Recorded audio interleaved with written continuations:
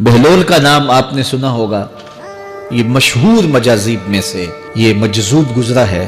تو یہ دریائے دجلہ کے کنارے گھومتا تھا اور لوگ اس سے ملتے تو جو اس کی زبان سے نکلتا وہ پورا ہو جاتا۔ تو ایک دن دریائے دجلہ کے کنارے یہ گھوم رہا تھا کہ ہارون رشید اپنے مکان کی، اپنے محل کی چھت پہ ٹہلتے ٹہلتے بہلول کو دیکھتا ہے تو خادموں کو کہا کہ ذرا اسے میرے پاس حاضر کرو۔ شاہی حکم نامہ تھا۔ جو چھت کے اوپر خادم تھے انہوں نے اوپر سے ڈولی پھینکی اور نیچے والوں کو اشارہ دیا، انہوں نے بہلول کو پکڑا اور ڈولی میں رکھ دیا، اوپر والوں نے رسیاں کھینچ لی۔ 2 لمحوں کے بعد بہلول بادشاہ کے سامنے تھا۔ تو بادشاہ نے بہلول سے کہا کہ بہلول ایک بات تو بتاؤ۔ کہا پوچھئے۔ کہا آپ خدا تک کیسے پہنچے ہو؟ تو بہلول نے مسکرا کے کہا جیسے آپ تک پہنچا۔ تو بادشاہ کا تو خیال تھا کہ کوئی بڑی باریک بینی سے کوئی فلسفہ بتائے گا، لیکن یہ 2 لفظوں میں اس نے کہہ دیا جیسے آپ تک پہنچا۔ بادشاہ نے کہا میں نہیں سمجھا، حضرت آپ سمجھا دیجئے۔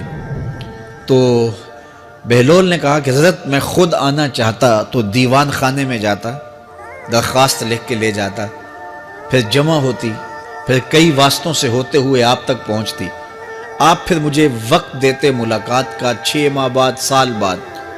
اس وقت پہ میں تیار ہو کے ملاقات کرنے آتا، آپ کے کوئی شاہی مہمان آ جاتے تو پھر ملاقات منسوخ ہو جاتی، پھر بھی آپ کی مرضی ملاقات ہوتی نہ ہوتی۔ میں چاہتا تو مہینے سال لگ جاتے، لیکن ملاقات پھر بھی آپ کی مرضی پہ، اور جب آپ نے چاہا ہے تو 2 گھڑیاں بھی نہیں لگی۔